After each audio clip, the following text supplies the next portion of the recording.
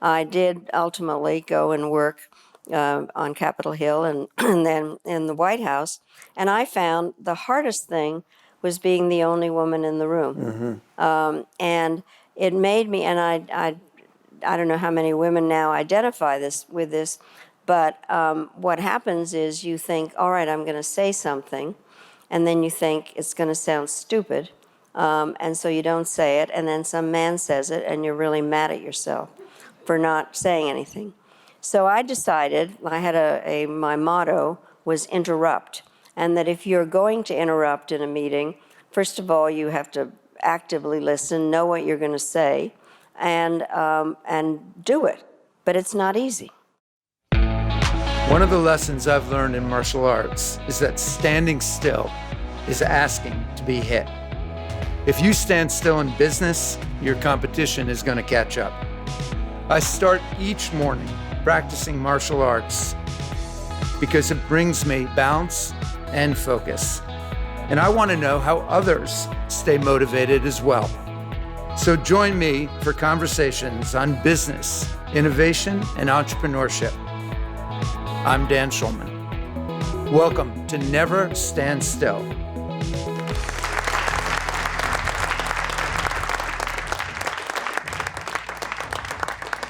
Hi, everyone.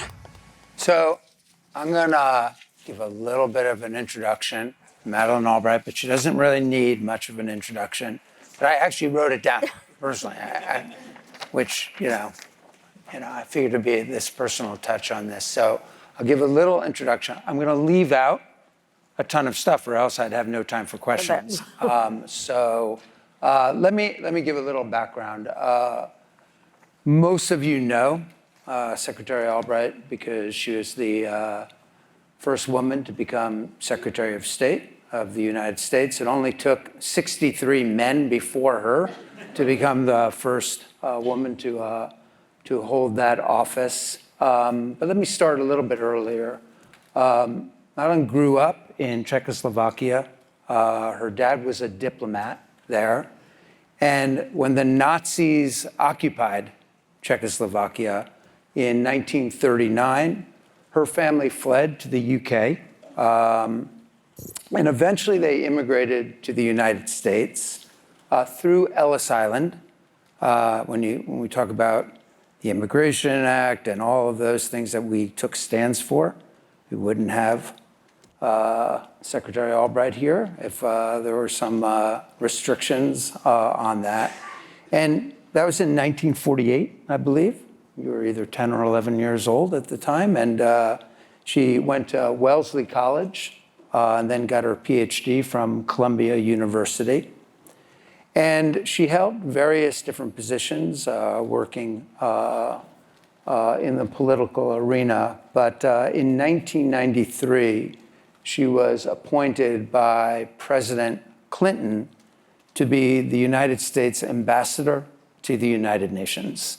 And then she held that post until 4 years later when she was selected by President Clinton to become the first woman to serve as the United States Secretary of State. And she was a fierce advocate for democracy. She was a fierce advocate for human rights. We'll talk a little bit about that. And President Obama awarded her the Presidential Medal of Freedom in 2012.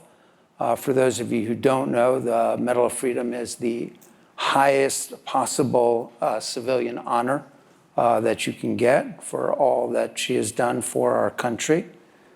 She is a professor at Georgetown. She holds a number of other posts where she's the chair of different organizations. She is also the author of not one or two or three, but 6 New York Times bestseller books. I'm the author of 0, just to give a contrast on that. You have one of the books in front of you right now that I had a chance to read parts of, and it's a very important book, and we'll talk a little bit about that. She is the chair of the Albright Stonebridge Group We Work with that group. They are helping to advise us on a number of things that we are looking at and some very important initiatives, and we are very fortunate to have the Secretary's advice and counsel on that. I'm going to give you 3 of my favorite quotes of Madeleine Albright, okay? And here they are. First one, I love this one. I am not a fatalist, I'm an optimist who worries a lot, okay? Yeah. Love that quote, okay? Next one is, your reputation is your resume. I like that a lot. And then, of course, there's the famous one that everyone knows. There's a special place in hell for women who don't help other women. So let's please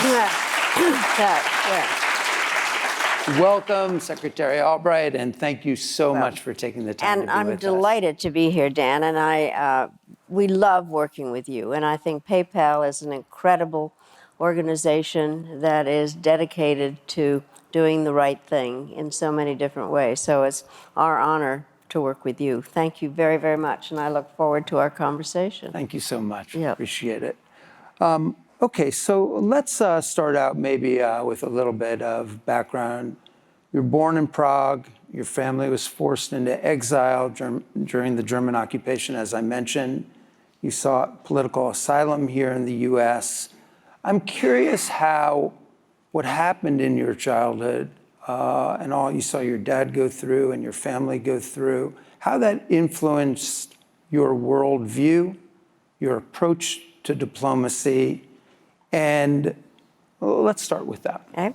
Well, to kind of fill in the story a little bit, what did happen, my father was with the Czechoslovak government in exile in London, and so we were in London all through the Blitz. And in a movie by the British Red Cross, I played a refugee child. But going through I was used to being in cellars and waiting for the all clear sound. What happened after the war, my father went back to Czechoslovakia, and then he was made ambassador to Yugoslavia. And so the little girl in the national costume that gives flowers at the airport, that's what I did for a living. And then one of the things that happened after my father didn't want me going to school with communists, so I had a governess, and I got ahead of myself, and in Europe you can't go to the next level. So I had a year that I had to do something, and they sent me to school to Switzerland, and the French Switzerland, and they wouldn't feed me unless I asked for it in French, so I learned French pretty quickly. And then we came to the United States, and so the reason I tell you all that is that I had to adjust to a lot of different situations pretty quickly. By the time I came to the United States, and I was 11, I spoke Czech and English, and French, and I understood Serbian. I just didn't speak American. And I wanted to fit in, and so an awful lot of what I grew up with was shifting various places to live, flexibility, learning to be friends very quickly. And then my parents were so remarkable because they went through all this, and they made the abnormal seem normal.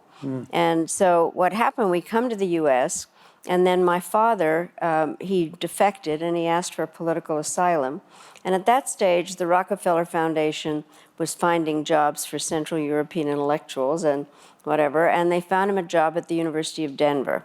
We had no idea where Denver was, and my parents started driving across America, and my mother said, they say Denver's the mile-high city, and we're not going up, so maybe we're going the wrong direction. But the main thing about me was I wanted to be a part of something, and I wanted to be an American. And one of the things that my father used to say on a regular basis, that Americans were not appreciative enough of democracy, that Americans took it for granted, and that one had to understand what happened. And then he said 2 things that I'll never forget and are so apt for what is happening now. He said that when we were in England, people were very nice. They couldn't have been nicer. And they said, we're so sorry that your country's been taken over by a terrible dictator. what can we do to help you? You're welcome here, and when are you going home? When we came to the United States, people said, we're so sorry that your country's been taken over by a terrible system. You're welcome here. What can we do to help you? And when will you become a citizen? And my father said that's what made America different from every country. And so I really grew up with a view of America that has, in many ways, been the guiding aspect of my life. The thing that I did do, because I was always interested in international relations, wherever I went to school, I started an international relations club. I made myself president, made everybody come and listen to me all the time. So there are all these things kind of go on. Yeah. So you also, obviously, this formed your perspective on human rights, and so many of these human rights issues today are challenging. How do you think about what's happening, the state of human rights these days? Well, first of all, I operate on the basis of the fact that we're all the same. And that you can't say X people are not interested in human rights or X people are not interested in running their own lives. And I've found it always very irritating, to say the least, is when people say, well, for instance, Asian values. Asians don't want democracy and human rights. And I deliberately, when I became Secretary of State, I made my Assistant Secretary for Democracy and Human Rights a Korean American. And so I really do think it is something, they're called human rights, not American rights or German rights or whatever. And so I think it's humanity, and it is the very basis in terms of our respect for each other.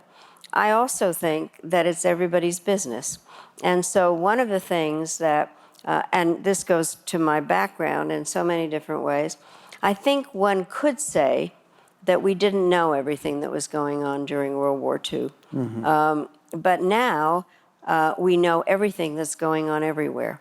And the question is whether we have a responsibility to each other if somebody's human rights are being abrogated or suppressed in any way, that there's a responsibility to do something about it. Now, it becomes a little complicated in terms of where and when, but I think it is something that we need to watch out for ourselves and for the others. So I believe it's important, and it's very important for the United States to speak out about human rights especially.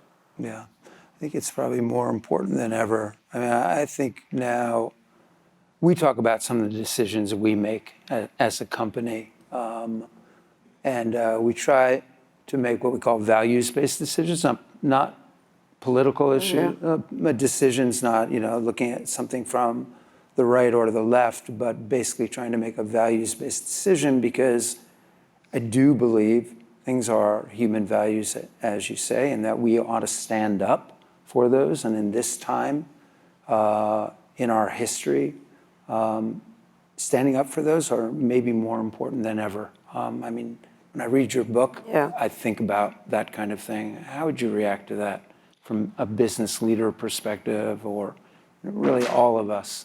Well, I do think that we have to understand the importance of how societies function, and that we are all the same. And one of the things that I feel, excuse me, very strongly about is that the private sector has a huge role in all of this. And if I could just spend a little bit of time explaining something, which is, I think it terrifies people to think you actually learn something when you already are Secretary of State.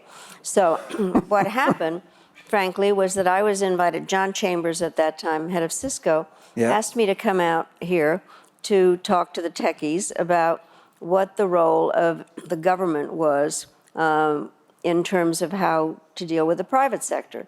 And they said, actually, the government can't do anything for us. And I said, excuse me? You actually need the government for market access and for regs and all those kinds of things. And when I had the power to do this, I put more economic counselors in our embassies to be helpful. Then what would happen would be the opposite. I'd go to China fairly frequently, and I'd speak to the American Chamber, to AmCham. The audiences were huge, and I would learn nothing. And so I decided that what I wanted to do was to meet with the representatives of our corporations in China, a roundtable kind of just to see what they saw, what they knew. And the interesting part was that they actually had a different feel about what was going on in China from what our diplomats had. And also, I felt that American businesses were good ambassadors in terms of labor policies and health policy, et cetera. And so what I decided to do was to create a prize at the State Department for American corporations that were good local citizens. And it also kind of was able to justify what I believe, Benjamin Franklin said this, is doing well by doing good.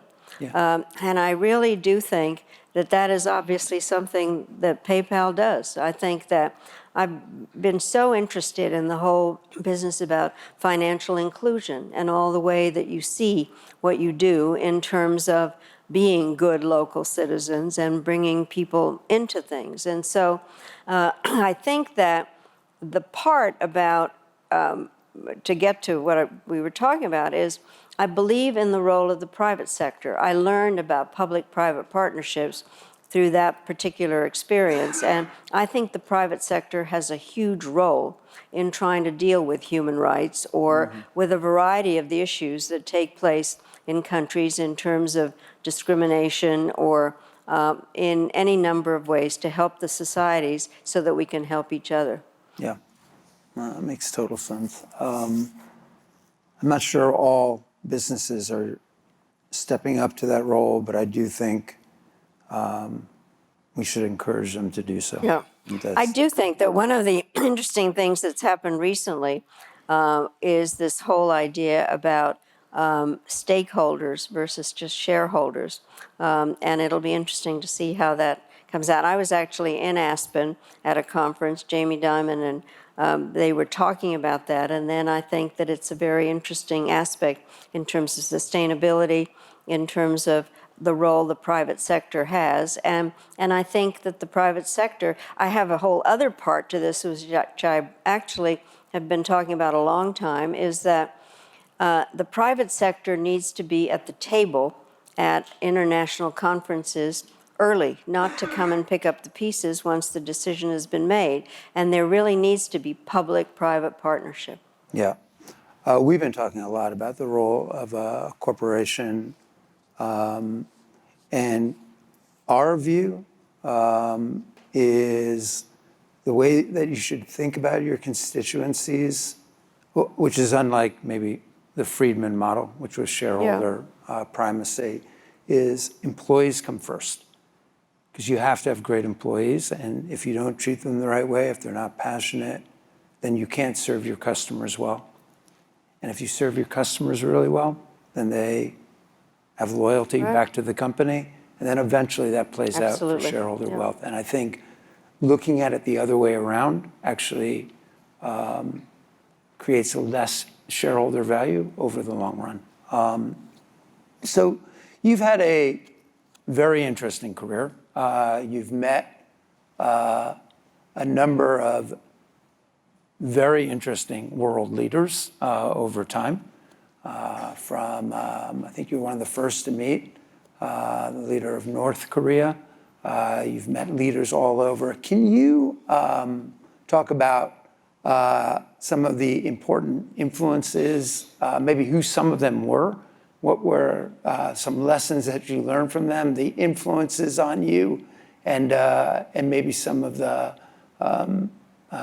stories around that I think would be interesting for people to hear. I do think the personal relationships are very important, and I can talk about some of them, but just the concept that whether you're in business or in government, having that personal relationship is very important, and understanding what it is the other person at the other side of the table, where that person comes from, what is his or her motivating factor, and understanding if it's a government person, what are the issues in terms of how they have to, what decision-making process are they part of, or a private sector person or an NGO in some ways. So it's very important to put yourself into the shoes of the other person, which means that you need to know something about them.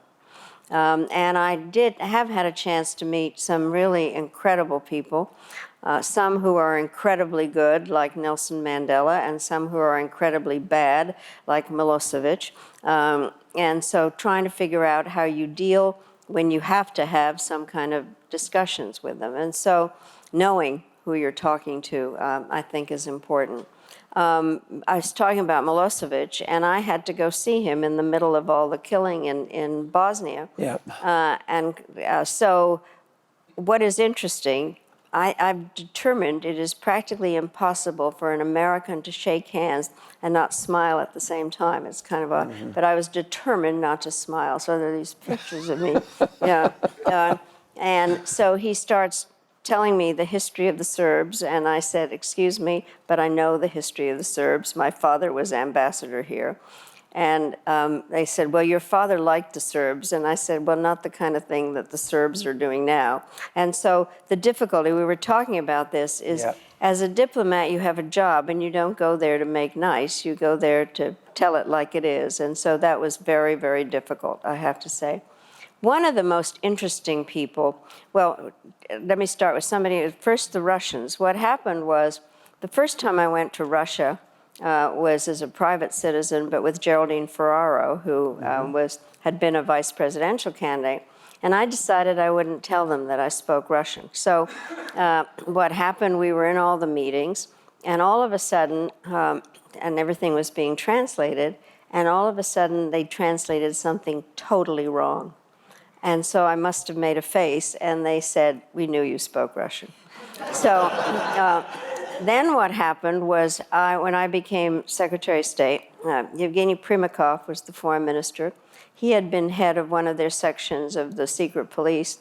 I walk in, and he says, given my previous job, you do know that I know everything about you. So that was the beginning of that. But we got to know each other very well, and we had some very, very tough discussions, and then we'd go out to dinner together and drink vodka, and got to be very good friends. And then somebody that I really liked, and it was very interesting. As a Czechoslovak, we didn't like the Germans, and for the reasons of the history. So what happened was, I am secretary, and Joschka Fischer was the German foreign minister, and he walks in, and he's in a three-piece suit, and he said, I can't believe that I'm sitting in the office of the Secretary of State in a three-piece suit being for NATO.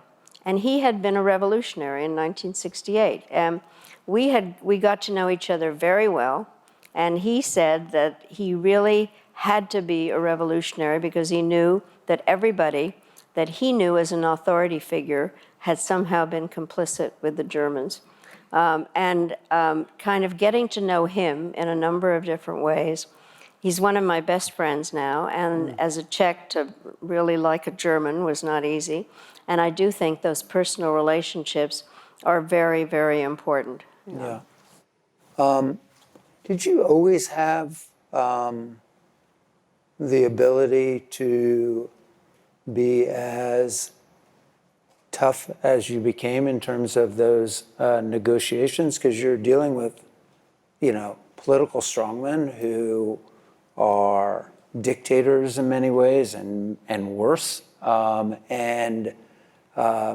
also a diplomat, but I can imagine just how difficult it must be to figure out what that right balance is. I'm curious, was that a natural? Did it come to you? Did you learn it over time? I developed it, I think. I think the hard part, frankly, I had no role model. Yeah. As you point out, I was the first woman Secretary of State. And trying to figure out how to behave as such. And I do have to say, when my name came up, just to tell you kind of the situation, it was clear that Secretary Christopher wasn't going to stay for a second term. Yep. So all of a sudden we had the period of the great mentioning, who was who was there. Yeah. So my name was out there, and then all of a sudden somebody said, yeah, a woman can't be Secretary of State because Arab leaders will not deal with a woman. So the Arab ambassadors at the UN got together and they put out a statement. They said, we've had no problems dealing with Ambassador Albright. We wouldn't have any problem dealing with Secretary Albright. So that went away. So then somebody at the White House, and I never want to know who, said, yeah, Madeleine's on the list, but she's second tier. So it never occurred to me that I would be Secretary of State, frankly. By the way, my youngest granddaughter, when she was 7, 8 years ago, said, so what's the big deal about Grandma Maddie being Secretary of State? Only girls are Secretary of State, because there had been Condi and Hillary. Hillary. And now there have been a couple of boys that have been practicing.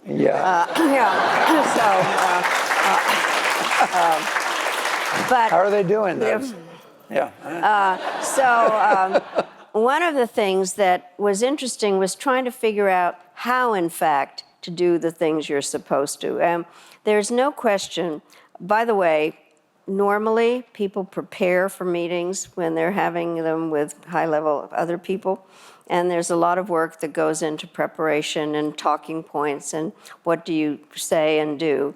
And mostly, you have a mixed message to give. You talk about the things that are working with a particular country, but you don't do the meeting unless you're really talking about some of the tough issues. Right. So one of the things, one of my first trips actually was to the Middle East. I was meeting with the Gulf Cooperation Council foreign ministers. They couldn't have been nicer. I had arrived in a large plane that said the United States of America on it. And I said to them, perhaps you've noticed that I'm dressed differently than my predecessors, and you've been very kind, and next time we'll talk about women's rights. And we did. What would happen is there never was a meeting where I didn't do issues where I raised human rights, for instance, in China and wherever, Russia. And I think that you have to do it, and it's your job. The question is how you do it, how do you get into the subject, and that's the hard part. By the way, I think people don't realize you go and you begin with happy talk. Men would say, I watched men do this, say you have a nice tie. They don't do that with you. Then... They don't do it with me. Nice shirt. Yeah, exactly. They rarely do that either. Jeans. Yeah. Exactly. But basically, how you even get out of the kind of good day things. And I had a trick. I would say, I have come a long way, so I must be frank. And I really do think it's your job, and you have to do it. Now, the other part, just to tell you, you don't mostly have meetings just one-on-one. They're the staffers with you. They prepared the talking points. They think, why didn't she say that? So it is important. But you have a job, and you have to do both. And I think it's possible to begin in a way, say what you have to say, and end up in a way where you say, we'll talk about it more next time. Yeah. You still have, despite 3 women Secretary of States, you still have women underrepresented at all parts of, whether it be government or business, still to this day. What advice and counsel would you give to not just women who are thinking about how do they have more of a voice, how do they move up into positions of responsibility, but to me, to others who can help make that happen? Like, what advice and counsel would you give to us to make this world a more inclusive and diverse place? Well, there are several parts to that. And so I think, first of all, it is important for people to know that more than half the population in pretty much every country is female. Yeah. And it's a waste of a resource, not in fact to use women. And we can talk more about that and why it's important, not just if one is a feminist or not, but it's just a waste in so many different ways. But I think it's a 2-part story, and some of it are the women. So, I mean, you said about the special place in hell. Yeah. It's the most famous thing I ever said, and it ended up on Starbucks cups. And I'll tell you, it came out of my own experience. So, despite the fact that I went to a women's college, and the advantage of a women's college is all the leadership roles are women, and you're not trying to impress some boy who's dumber than you are.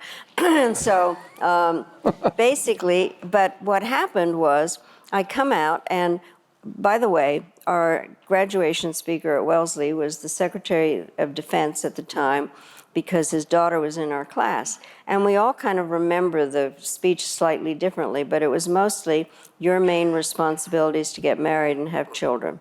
And the fact that we stayed there is amazing. But I took the advice. I got married 3 days later. But partially of what had happened was that I wanted to be a journalist. And I trained to do it, and my husband's editor, when we were in Chicago, said, "So, honey, what are you going to do?" I said, "I'm going to work for a newspaper." And he said, "I don't think so. You can't work for the same paper as your husband because of labor regulations." And even though there were 3 other papers in Chicago at the time, he said, "And you wouldn't want to compete with your husband, so go find something else to do." So the bottom line is I was pregnant, and I was at home with my kids, and I went to graduate school. The people that were hardest on me were other women who said, "Why aren't you with your children or in the carpool line? And besides, my hollandaise sauce is better than yours." And I found that being put down by other women, and that we're very, very judgmental about each other. And then what happened was that I did ultimately go and work on Capitol Hill and then in the White House. And I found the hardest thing was being the only woman in the room. And it made me, and I don't know how many women now identify with this, but what happens is you think, all right, I'm going to say something, and then you think it's going to sound stupid, and so you don't say it, and then some man says it, and you're really mad at yourself for not saying anything. So I decided, I had my motto was interrupt, and that if you're going to interrupt in a meeting, first of all, you have to actively listen, know what you're going to say, and do it. But it's not easy. And I think that there needs to be more than one woman in the room, and I think that's what we need to work for. And I think we need to not be jealous of each other or have the queen bee syndrome. Say if there's only one woman, I'm going to be it and not you. And so I do think that support system among women, and then men recognizing that it's important to use the resource of smart women. Now, there are people who ask me whether I think the world would be better if it were run only by women. If you think that, you've forgotten high school. So I think that it's important to have a co-ed operation, and that it's much stronger as a result of that, because I do think men and women think slightly differently. I think women have more peripheral vision, because I think we're multitasked more often. I think men have a capability of kind of zeroing in on one thing, and I do think that combination, and I think women are actually pretty good negotiators, because we are better at putting ourselves into the other guy's shoes. That's great. I think that resonates with all of us and a lot of what we've been talking about. Thank you for that. Okay, so we have your book on the table here, Fascism, A Warning. And it's a great historical review of international relations, diplomacy. I'd like to, for everyone, to hear your thoughts about today's geopolitical order of the world, how it's changed from a post-World War II sort of, Pax Americana, and then now to where we are right now, and how you think that landscape is going to evolve, because certainly you have a lot of things for us to think about in that book and a lot of concerning thoughts in that book.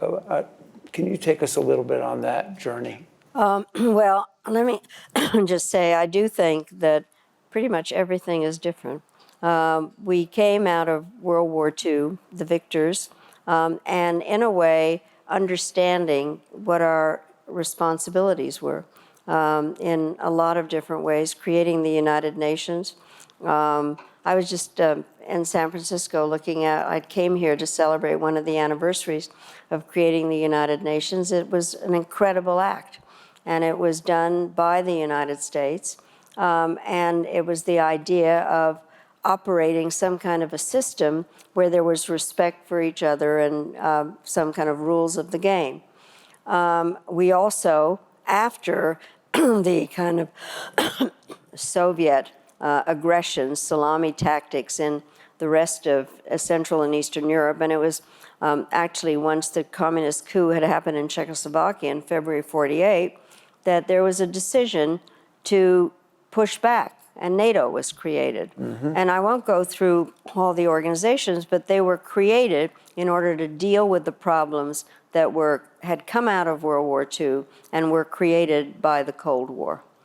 Things are very different, and I believe that people and organizations at age 70 need a little refurbishing. So there are various aspects about the system that stopped working in one way or another. But it has been exacerbated, I think, by the fact that the situation is quite different. I sometimes talk about two mega trends and their downside. The first mega trend is globalization, from which most of us have benefited incredibly. Everybody knows what that is. Yep. But there's a downside to it because globalization is faceless. People don't know who they are really so much. They're part of something where they're the faceless bureaucrats. And people want to know their identity. I think it's really legitimate to know who you are, language, et cetera. The problem is if my identity hates your identity. And then it becomes nationalism, and hyper-nationalism is very, very dangerous. And we see that a lot. And we're seeing that in Europe in a number of different ways. And so it really is creating barriers in so many ways. The second megatrend is technology, which clearly has benefited so many people. I have talked about this a lot. We just talked about this, about the woman farmer in Kenya, Yeah. who no longer has to walk tons of miles to pay her bills. She can use PayPal and to really changes her life in a number of different ways. The downside of it is that, in fact, what happens is that it disaggregates people's voices, and they get their information through some echo chamber. And the best example of that is Tahrir Square, what happened in the Arab Spring. People are summoned to Tahrir Square by social media. They get there, they have no idea what to do. I very rarely say this, but elections were held too soon. The Muslim Brotherhood was organized, and the people in Tahrir Square were not, and it continues to, and the Muslim Brotherhood wins. So then what happens, I made up this kind of middle-aged guy that lives outside of Cairo that wants to come in to open his stall in the souk, and Cairo's a mess, and he says, to hell with this, I want order, and they have a military government. So part of also what has happened is a disconnect about people want and what they see. This is a plagiarized line from someplace in Silicon Valley, which was somebody said, people talk to their governments on 21st century technology. The governments listen to them on 20th century technology and provide 19th century responses. So there's a complete disconnect in terms of how we're relating to each other. So the world is a mess. That is a diplomatic term of art. The divisions that are going on, and I decided I wanted to look at what the problems were as I was looking at what I called the rise of I mean, my book has this bland cover, Fascism, a Warning, Yeah. to kind of see where did it all come from? And some of it had to do with the displacement of people by technology and the lack of identity. So I decided to go back and look at the history of it. And I do think that it's very important to understand the history of any evolution. So Mussolini, the first fascist, what happened was Italy was disappointed by the fact that they weren't properly recognized for the role they played on the Allied side in World War I. They also had economic displacement. Mussolini was a smart outsider that knew how to mobilize people. He said he was a stable genius. And the best quote in the book is from Mussolini, that if you pluck a chicken one feather at a time, nobody notices. Yeah. So I think there's a lot of feather plucking going on now. And by the way, you can't say those two words together too quickly. But I decided to kind of look at what was going on. And what was interesting was Mussolini came to power constitutionally. King Emmanuel asked him to take over. Hitler, Germany felt that they were punished too much for World War I. There was all kinds of financial terrible problems. Hitler comes along, and he got power constitutionally. Von Hindenburg asked him to take over. So then, what has been interesting in looking at some of the countries now, they all got elected. Orban was elected. Erdogan was elected. The people in Poland, the Peace and Justice Party, elected. Duterte in the Philippines, elected. Chavez in Venezuela, elected. And so the question I keep asking is, how did this happen? Now, fascism is a term that's kind of thrown around without people really knowing what it means. I mean, you basically call somebody you disagree with a fascist, or a teenage boy who's not allowed to drive calls his father a fascist. So fascism is not an ideology. It is a process for taking over. And what it does is take the majority of people in some ways that are unhappy because their identity is not being respected or various problems, and decide to blame another group for the problems. The scapegoat, the immigrants. And so I think that we can see it in Brexit. It's a perfect example there. So there's that, and if the leader is somebody that has, in fact, there are these differences in society, and if there's a leader who wants to exacerbate them, then that is a leader with authoritarian fascist tendencies. But they've been elected, and I think we need to understand that better, and understand that we can't have leaders that think they're above the law or think that the press is the enemy of the people. And so I do think it's a warning. I decided it was worth writing, and I think the history of it's interesting. And then I've decided the following thing, we have this see something, say something. I have added to that do something, and not normalize things like that. And I'm advocating that people either support those that are running for office or run for office. And then the part that is really hard is to talk to people with whom you disagree. And it's not to tolerate them, but to respect and try to figure out what they're talking about and why. And then there isn't a book or speech that's ever given that doesn't quote Robert Frost. So my quote from him is basically, the older I get, the younger are my teachers. And I think, for instance, those Parkland kids that were out demonstrating and various things. So there's a lot going on, but I do think that we need to understand that most of the people that I identify as fascists got elected, and that we need to understand what creates them. Yeah. Well, there's certainly a lot to think about that. And I think it goes a little bit to your point that you were making before. We all need to talk about it. We need to take stands. We need to call out injustices that we see, or potential dangerous consolidation of power, even if it's elected. Yep. Yeah. And to go back to the original issue, I am a grateful American. And being an immigrant is something that is a basic part of my life. And one of my favorite things to do, I have to tell you, is to give out naturalization certificates at ceremonies. The first time I did it was on July 4th, 2000 at Monticello.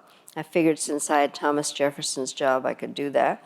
And so I gave this man his naturalization certificate, and as he walks away, he says, "Can you believe it? I'm a refugee, and I got my naturalization certificate from the Secretary of State." So I went up to him and I said, "Can you believe that a refugee is Secretary of State?" Yeah. And I think we need to be a welcoming country and understand what America is really about. Thank you so much.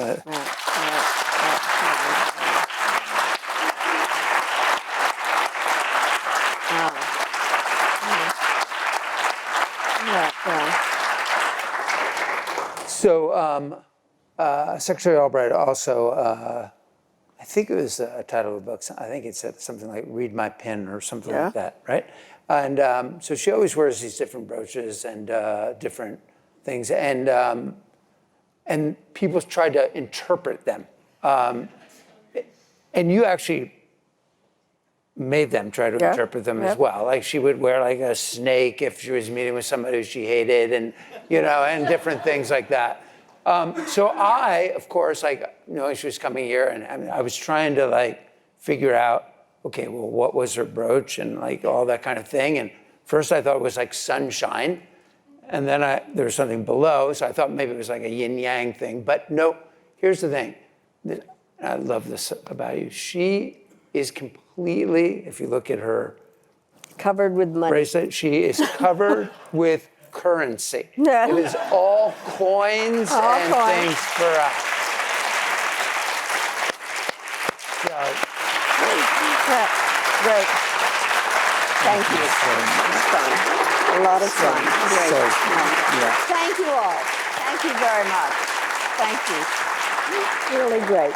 Much fun. So Great. Thank you. Yeah. Okay.